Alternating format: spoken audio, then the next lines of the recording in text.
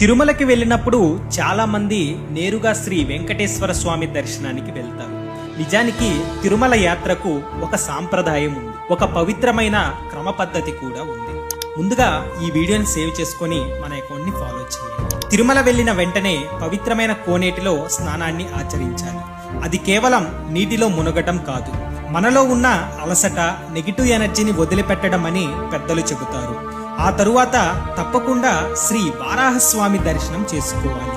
ఎందుకు అంటే తిరుమల క్షేత్రానికి మొదటి అధిపతి వారాహస్వామి వారే. ఆయన అనుమతి తీసుకున్న తరువాతే శ్రీ వెంకటేశ్వర స్వామి దర్శనం సంపూర్ణ ఫలితాన్ని ఇస్తుందని భక్తుల నమ్మకం. ఆ తరువాత ఏడుకొండల వాడైన శ్రీ వెంకటేశ్వర స్వామి దర్శనానికి వెళ్తాం. గోవింద గోవింద అంటూ స్వామివారి సన్నిధిలో నిలబడిన ఆ క్షణం జీవితంలో మర్చిపోలేని అనుభూతిని పొందుతారు. కానీ యాత్ర అక్కడితో పూర్తి కాలేదు.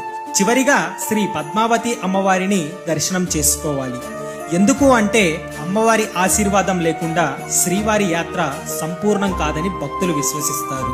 అలా కోనేటి స్నానం నుంచి వారాహస్వామి దర్శనం, శ్రీవారి కృప, పద్మావతి అమ్మవారి ఆశీర్వాదం వరకు జరిగే ఈ యాత్రనే నిజమైన తిరుమల దర్శనం యాత్ర అంటారు. ఇంతకీ మీరు ఎన్నిసార్లు తిరుమల వెళ్ళారు, ఎన్నిసార్లు కోనేటిలో స్నానాన్ని ఆచరించారు అనే విషయాన్ని కామెంట్ చేయండి.